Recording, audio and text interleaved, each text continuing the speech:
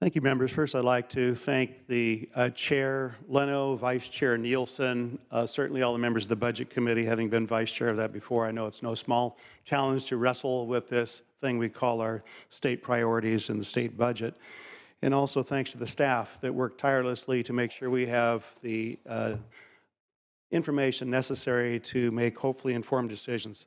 I think we've had a very robust conversation. I know there's some more speakers after me, but I always take exception to some things that just hang out there and go uncontested. So a couple things I would like to just put out there as markers that perhaps is a different view on this budget than what has been presented. One quote was that this budget is significantly lower than population inflation than pre-recession overall.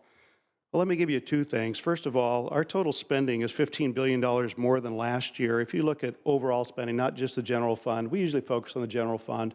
You look at overall spending, it's up at $269 billion or so now, which is, you know, no small chump change, $15 billion higher than last year. If you go back to 98, 99 budget year, which was the last time we had a normal cycle before we had the dot-com boom and bust, and then the last 12 years or so that many of us have lived through, and you look at all of that, we are actually significantly higher than population growth in inflation. And then when you throw in the 2015-16 budget includes $12 billion of spending from funds that have been shifted from the general fund in the past. So you really can't compare apples to oranges. We had $7.2 billion from realignment that we shifted out of the general fund. Remember that? $2.1 billion of Medi-Cal-related special taxes and cost shifts. $1.1 billion from the dissolution of redevelopment agencies. Another $1.2 billion from transportation weight fees to fund debt service, and $534 million of federal temporary assistance to needy families, money to fund Cal grants. So when you start comparing apples to apples, it's a little different picture that comes into place.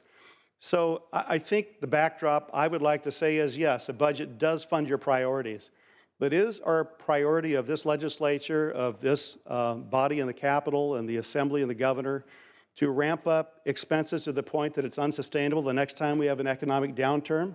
I would say that's the cruelest thing you can do to the working poor in this state, is to give them something only to cut them out later on and become dependent upon it once again. I mean, many of you, like me, have lived through the last, this is my 11th year now, but it was tough times. And it's tough to cut programs, and even we fiscal conservative Republicans have pain when we have to cut programs, but let's not ramp them up so quickly that it can't be sustained, and I think that's where the governor's coming from. You know, there was some comments that this budget puts more aside to rainy day fund than the governor's budget. Well, sure, when you gin up the revenues more than what may be fiscally prudent, you're going to have more money to dole out to your buddies and to programs that may not be sustained later on. So it's $2 billion more than the governor says is prudent. Well, sure, you can put more money aside in a rainy day, but let's not, you know, fool ourselves with phony numbers and things.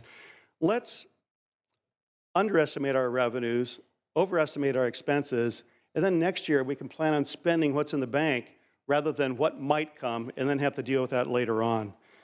I think this budget spends too much. I think we need to rein it in, and clearly we don't have the fully cooked picture. You know, I've heard it's only 0.8 of 1% in disagreement, but in real numbers that's like $2 billion. I don't know where the percentages come from, but I know this is overspending what the governor says is prudent by $2 billion. So as we have to do amendments down the road, and certainly the implementation, it may be the how, but if we don't have a complete package, we don't really have a complete budget. And I'm not going to vote for this today because I don't think it's fully cooked.